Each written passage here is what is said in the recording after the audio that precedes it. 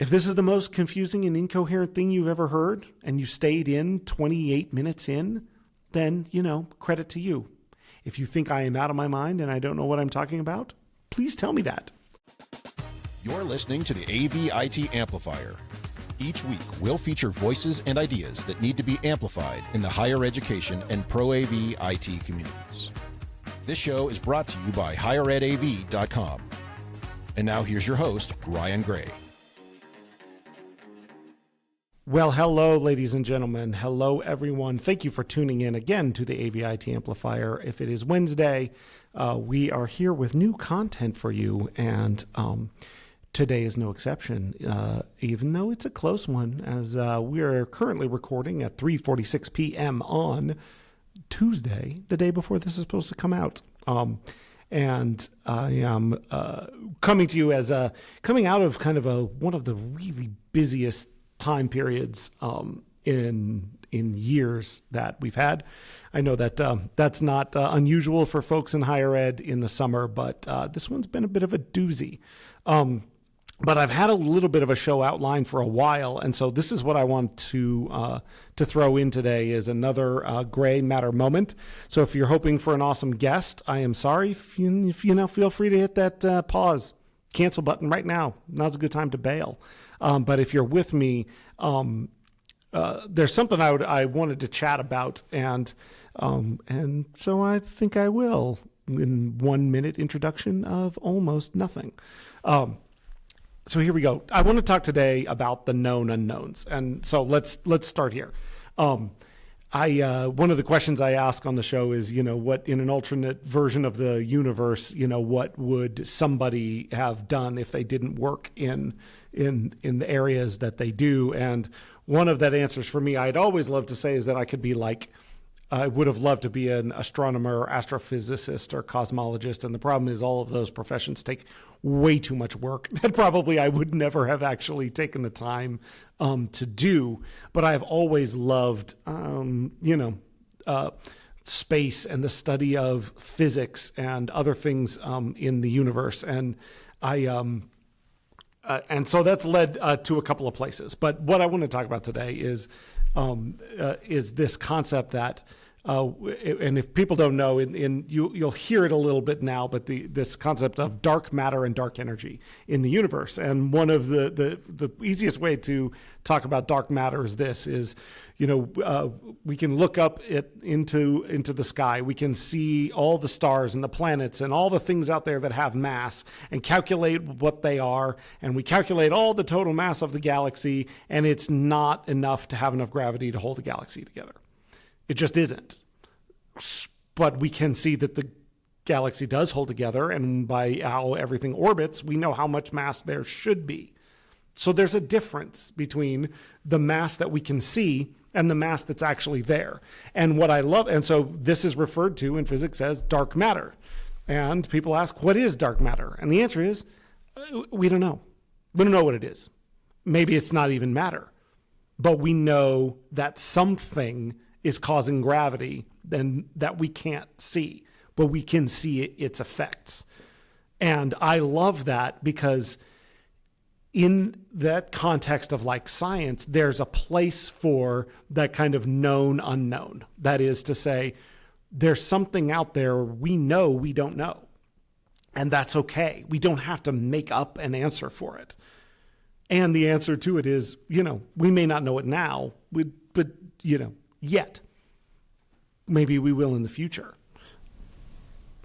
But there has to be a place for having placeholders where there are things we know we're not aware of, that we know we can't perceive, that we know exist, that we might be able to see the effects of because we are looking to add up, say, the sum of all parts, the sum of all of the mass of a galaxy, and then understand that something is at work that we're not perceiving, but we don't pretend it doesn't exist because we can't see exactly what it is or what's causing it. And the reason I bring that up is this happens a ton, I think, with human organizations. It happens a ton, especially with managers and leaders. And by that, I mean people who don't hold places for the known unknowns. They don't hold a place that if I didn't see something happen right in front of me, if it's not in my direct perception, I don't count it as something that I know has happened. Here's an example of that. I got to serve a few years as a governing board member of the K-12 district here, and I've talked about that on the show, and I'm very proud of that service.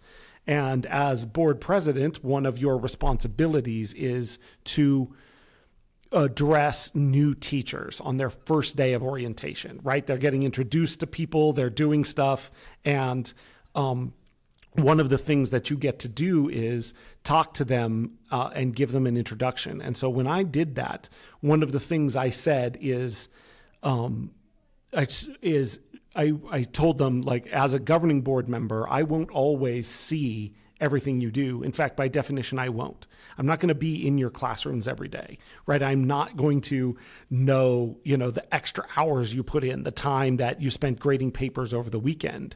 But as a leader, I want you to know that that's a known unknown, because I know the success that that I'm going to see is a result of those efforts. And I think that's a really important thing, because otherwise people are only incentivized to act in front of the people they want to be seen by. They're incentivized to hold credit to their chest. They're incentivized to do a lot of things that that don't set organizations up for success, that don't set people up for success. And I think probably everyone listening has seen or been involved or is currently in a situation where those things are the case. And I had a boss at a previous job. His name was Michael Freytag. And I haven't talked to him in a long time, but if he's out there, hey, Michael, I hope you're doing well. And he was a master at doing this. And I picked up a couple of things from him. And I'll tell you one that, I haven't carried and one that I do. And one is, in that company, after it was a live event company. So after every event or every conference, a survey would go out, and oftentimes they would come back with compliments and recognition of great work that was done, especially even by individuals being called out by name. And so those surveys would get copied all over the company. And our COO was religious about every time he got one, forwarding or sending or replying to the people called out and saying, great job, thank you for this. And Freytag, who was my regional manager, did not do that.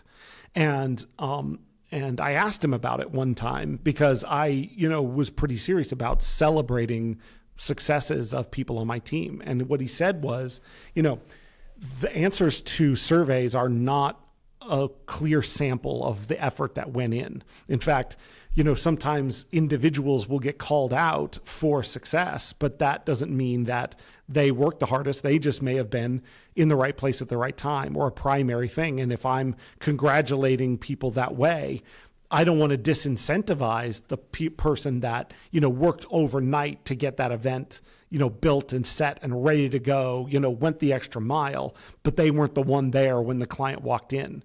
And because I don't want to accidentally de-incentivize, those people, the known unknowns. I want to make sure that my evaluation and my praise and my affirmation matches the efforts and the quality that's given. And I'm not willing to give that over to the people who happen to or not happen to send in surveys. And I thought that was really interesting, because he was very serious about making sure that people were recognized and thanked, but he wanted to make sure that it was done in a way that really honored everyone's contribution, not just those that maybe were the flashiest or the most forward. And the other thing he said every time to me was, and the phrase was, "Thank you for all you do." And he never, I don't think he ever said, "Thank you for doing X." It was always, "Thank you for all you do." And it was a little way for him to acknowledge that he had gratitude for the things that I was doing that he didn't know I was doing, because he valued based upon the effects that he could see and the outcome and the output of it, and held a place for this idea that, for all of the, things I may see when I'm on that property, there's 1,000 things that people are making effort for that are not in my presence. And those things are of as much value or more value than the things are put forward. So how many people out there know a manager that's the opposite of that, that doesn't hold that place, that doesn't have that concept, that is stuck in a place of their own perception, of their own sight, and can end up taking for granted efforts that maybe they don't see directly? And as a lot of people here work in work in higher ed AV, I talk about preaching to the choir. We all know how, everyone has stories of the long hours they've put in on a build or to take care of somebody that in the long run, I'll give an example where I'm at now, right? We're finishing up this renovation project, and some members of my team have worked ungodly hours to get this thing done and get it ready.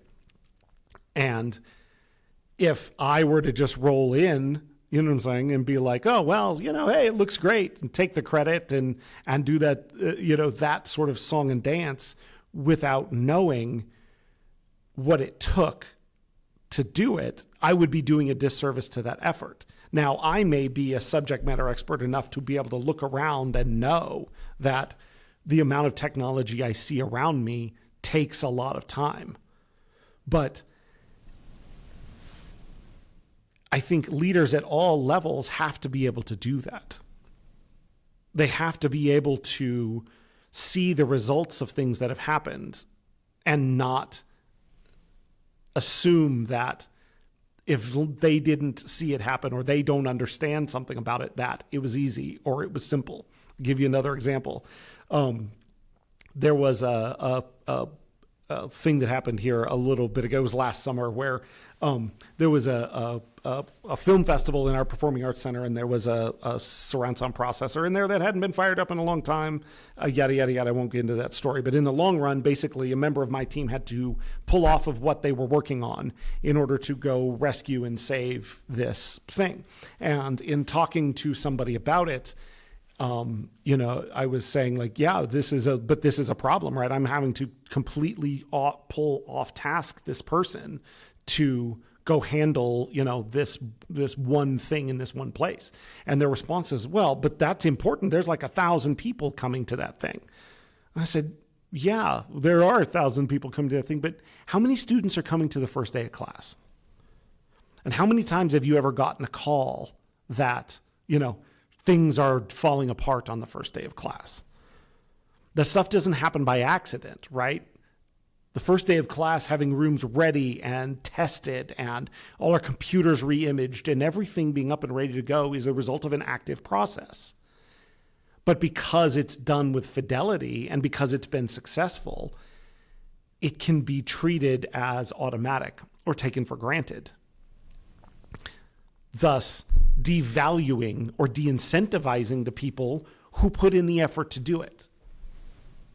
Now, I'll acknowledge from that point of view, a lot, and most of us, I think, understand that, we do the work, we complete the things that are on our plate or that we're charged with for the benefits of our students, regardless if we get the credit for it or not.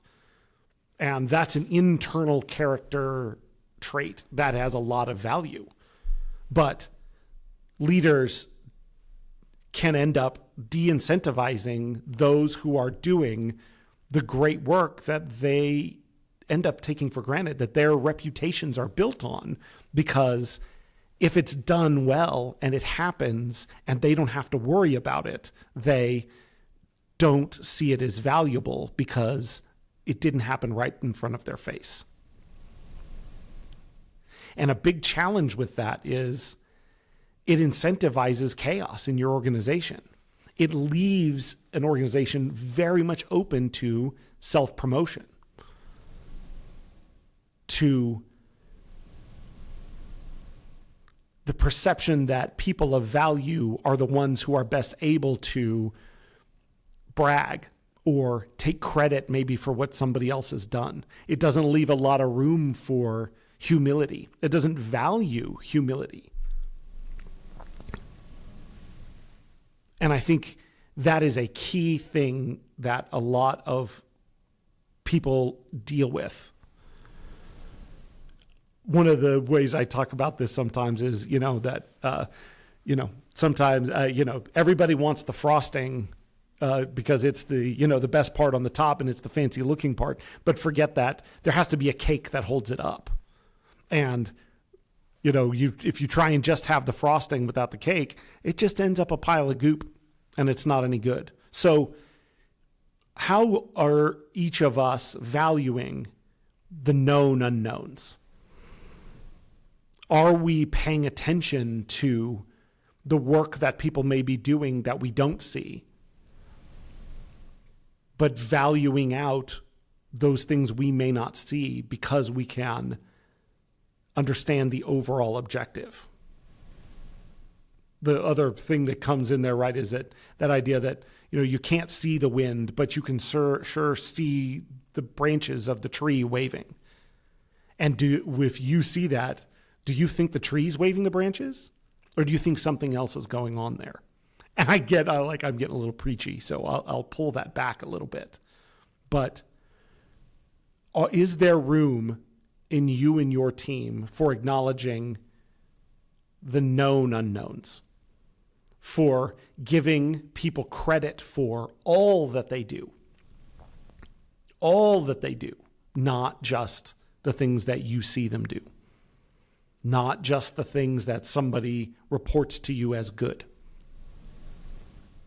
If you have a help desk, are we grateful for the person who is taking care of people, clearing tickets and making successes every day, whether or not those things are brought to our attention? And how are we going about doing that? Are we doing it with intention? Do you find measures to see if you can turn those known unknowns into known knowns? Do you have ways and methods of quantifying everything that somebody does, incentivizing the things that you really want them to do? Do you celebrate a non-phone call as much as a phone call? How excited are we about a day with few problems? Do we celebrate those? Do we honor the preparation and the planning that goes into making a great thing happen without an issue? Or do we just say thanks and move on? And if so, are we shooting ourselves in the foot? Are we disincentivizing that which actually makes us successful?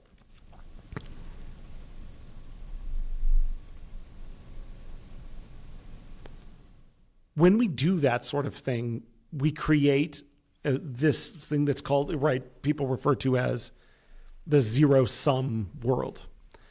If, for instance, if you say you have a higher up in your organization that, is that manages like this, or even a supervisor of a team that is sort of in this place, it means that there's only so much value available, and that value is only in the units, however much time there is for that person to see something happen. And nothing outside of that can have any value. Therefore, people have to fight for it. And it pits people against each other, because instead of the idea that we can recognize all successes, I have to make sure my success pushes out your success, or make sure that my failure gets swept under the rug. Because if it wasn't ever perceived or somebody didn't hear about it, it didn't happen.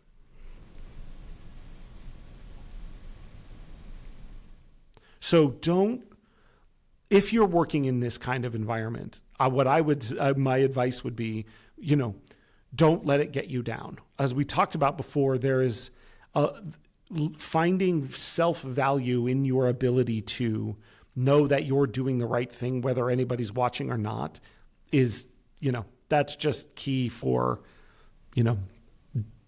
daily understanding of self-value. But it's hard.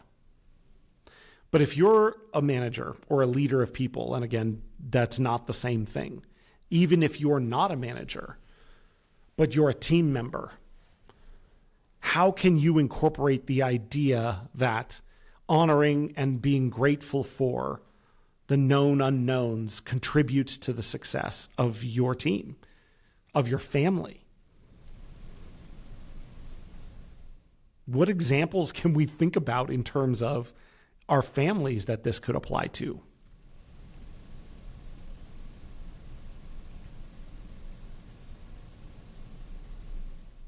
We want to stay away from that zero-sum thinking because it negates the credit that is designed to go up and down the chain, that should be spread around, and it leads people to stop investing in others. So I'll give you an example. And this came up again with this project here, where we had an open house, and our CIO was here, and we were standing talking, and a member of the community that knew him came up and said, thank you for everything you've done. This is amazing. And he, to his credit, right, he was very quick to say, oh my God, I didn't do anything here, and pointed out some of the individuals who were directly involved with it, which is awesome and hugely appreciated.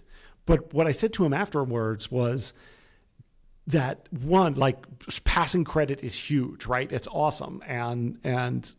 But you don't have to say you did nothing for it, because you did. You created an environment where people were empowered to do what they needed to do. You created an environment where you were not micromanaging the things that were happening. You created an environment where the people who had to do the work had the tools and resources they need. They had the budget available to do it. You, as a leader who creates an environment where people can be successful, get credit for those successes. And if you don't, because you're in an organization or you're in a culture that doesn't see that way, you are, by definition, shooting yourself in the foot. Because people will then no longer be incentivized to allow other people to get credit for anything. If only the person who turns the screw on the thing gets credit for doing it, and not the person who made sure that they had a screwdriver at the right time gets it, then it's just an environment where people have to run and chase, small credits to get ahead, where they're in competition with other people, and you've lost the ability to think forward about the overall mission. It stops the ability for many people to pull oars in the same direction, to do my part of pulling the oars of this boat. Because as soon as the captain of the ship isn't looking at me, then I stop pulling. Because if he doesn't see the effort, like, that's a great example, right? Captain of a ship is up on deck, old style, the ship's cruising through the water. He's like, yeah, we're going on, you know what I'm saying? And then, but doesn't understand that it is because the entire team down there is rowing the entire time to keep that galley going. That captain's not going to last very long. Because then it's only when he walks downstairs that, all of a sudden, the boss is here. Everybody keep working. Everybody get after it. You only get performance when you're watching. You will never get more performance than your perception can persist. So I'm talking in circles again, and I'm a little discombobulated these days and tired. But this is something that I think is important for people to think about, and has been helpful for me to think about it in these terms. How am I making sure that I know things are happening, even if I don't directly know they're happening? How am I honoring days where I don't hear of a problem from an area? And isn't that a success worth celebrating? And if you can't celebrate that success as much as you have to address when a problem comes up, then where are you leaving people? What are you telling them about what's valuable? So anyways, I'll give the caveat that I'm not saying I'm the best at this. I'm not saying I know how to do it. It's just something that has been valuable. And when it's not happening, is a very palpable thing in terms of the perception of what I then see out of people and their satisfaction in what they do and their ability to serve the purpose of their organization. And for those of us in higher ed, that means their ability to give what they have to give for the benefit of students instead of the benefit of themselves.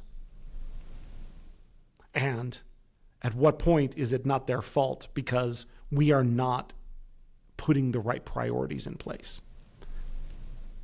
So can you, as a person, a leader, a manager, whether or not anybody reports to you or not, leaders come in all shapes and sizes. Can you give this credit to people who maybe you work with on campus? Here's an example. If you work in IT and you work alongside, sometimes there's projects coming out of your facilities department. Do you hold known unknowns for everything they may have on their plate? Or do you think of their job as easy because you only see a part of it? Are there departments within IT departments? Are there things with your suppliers and integrators, with your users, with your instructors, where we intentionally don't hold space for the known unknowns? We only think of them and their efforts in terms of the things we directly see. And when we do that, we dehumanize people, basically. We do not see them for the person that they are. And are we okay saying that with that department, with that person? I only see the stars in that galaxy I can see, but it's holding together. And what I'm seeing isn't enough mass to hold the thing together. So there must be something else going on there. And I'll honor that the same as I'll honor the things that I'll see. If this is the most confusing and incoherent thing you've ever heard, and you stayed in 28 minutes in, then, credit to you. If you think I am out of my mind and I don't know what I'm talking about, please tell me that. If this sparks a thought that you have that you'd like to throw my way, a way of refining it or talking about it in a better way, please do that. Because all in all, I say this quite a bit, which is, we talk about ourselves as, and my peers and people I know as technology managers. And sometimes that means managing technology. Sometimes that means managing people. Sometimes that means a lot of different things. But regardless of where and how you work in technology, all technology work is people work, one way or the other. And it's our ability to think about that the same way that we know the specs of the gear that we're working on, that we know their capabilities, that can truly make successful technology products or projects that serve our customer base. So with that, I will stop talking and say thank you for listening if you held in this long. Please let me know if there's any value in continuing on things like this, or if these Gray Matter Moment episodes are important. And please come back next Wednesday, as we will be back with a new guest that you'll want to hear from. I promise. Thank you for listening to the AV IT Amplifier. Join us again for next week's episode when we'll welcome a new guest who you'll want to hear from.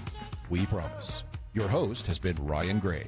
He's on the tweeters at Ryan_A_Gray, or find him on LinkedIn to connect. Please subscribe and give the show a rating and review wherever you get your podcasts. This show is brought to you by higheredav.com. The views expressed here are not necessarily those of our respective institutions, employers, or sponsors. Everyone hang in there, go easy, and we'll be back next week.